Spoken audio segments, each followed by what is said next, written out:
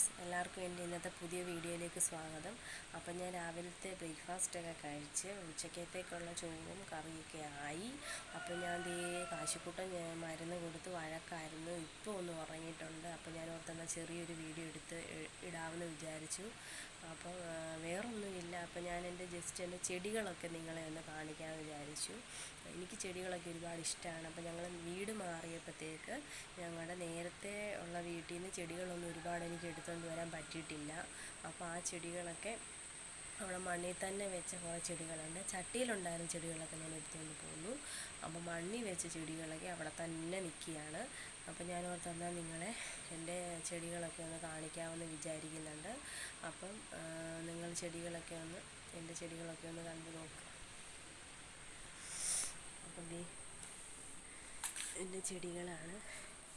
ഇതൊരു പുൽച്ചെടിയാണ് കേട്ടോ.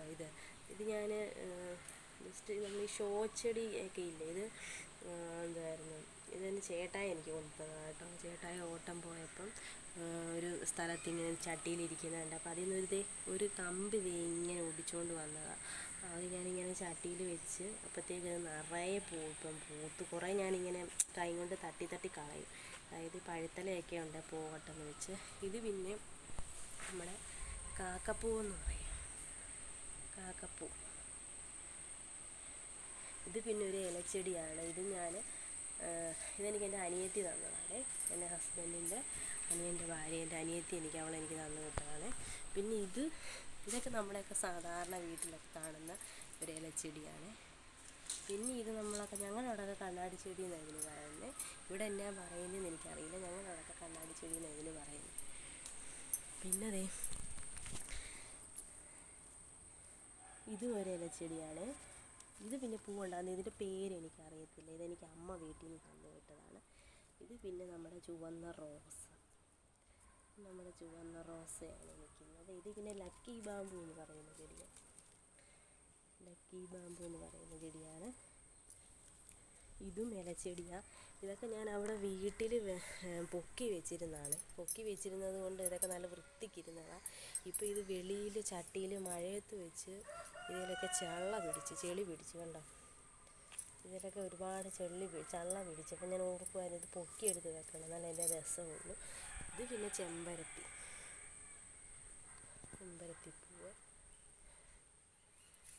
പിന്നെ ഇത് 10 മണി, ഇതും 10 മണി.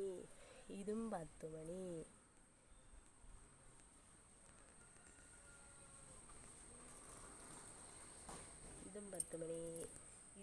മണി. ഇത് ഒരു ഇലച്ചെടിയാണ്. ഇത് ഇലച്ചെടിയാണ്. ഇത് പിന്നെ ഞങ്ങളവിടെയൊക്കെ ഇതിന് ശവന്നാറി എന്നാണ് പറയുന്നത്. ഇവിടെയൊക്കെ ആദഞ്ചെടി എന്നാണ് പറയുന്നത്. ആദഞ്ചെടി. പിന്നെ ഇത് ഞാൻ കടയിൽ നിന്ന് മേടിച്ച റോസ. അതിന് പൂ ഇട്ടായിരുന്നു. ഇപ്പം ഇത് മുട്ടൊക്കെ വരുന്നുണ്ട്.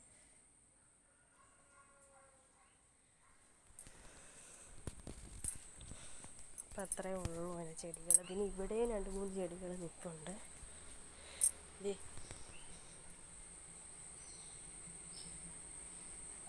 ഇത് റോസയാണ്.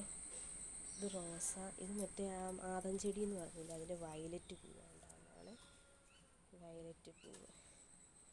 അപ്പോൾ ഇലയൊക്കെ വീണ് മുറ്റമൊക്കെ ഒരുപാട് തൂക്കാറായി കിടക്കുകയാണ്. തൂത്തൊന്നുമില്ല. അപ്പം മുറ്റമൊക്കെ ഇനിയും തൂക്കണം. അപ്പം അങ്ങനെ കുറേ പണികളുണ്ട്. പിന്നെ ഇവിടെ പുറകിൽ വീടിൻ്റെ ബാക്കിലായിട്ട് മറ്റേ നാരങ്ങയുണ്ട് കേട്ടോ.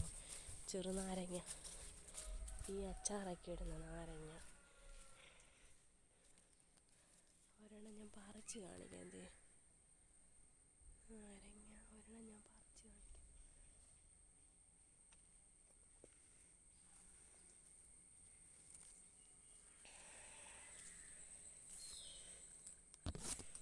ഞാൻ പറിക്കുന്ന കണ്ട നാരങ്ങ മുള്ളുണ്ട് ഇതിൽ. നമ്മളിപ്പോൾ സൂക്ഷിച്ച് പറിക്കണം.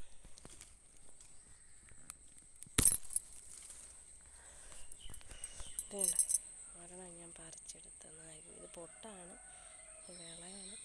ഇതിന് മണമുണ്ട്, പക്ഷെ മണം ഇപ്പം എനിക്കറിയത്തില്ല മൂക്കടഞ്ഞിരിക്കുന്നത് കൊണ്ട്. പിന്നെ പറിച്ച് കാണിച്ചാൽ നിങ്ങളെ എല്ലാവരും. അപ്പോൾ ഇത്രയുണ്ട്. ഞങ്ങൾ വാടകയ്ക്കാണ് താമസിക്കുന്നത്. അപ്പം ഞങ്ങളുടെ പുതിയ വീടാണിത് കേട്ടോ. ഞങ്ങൾ പുതിയതായിട്ട് വാടകയ്ക്ക് വന്ന വീടാണ്.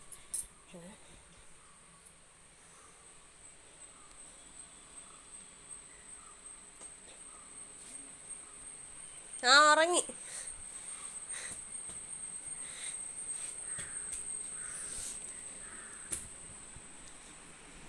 അപ്പം ഞാൻ അകത്തോട്ട് കയറി വന്നേക്കാണ്. പിന്നെ എന്തോ പറയണമെന്ന് വെച്ചാൽ മറന്നു.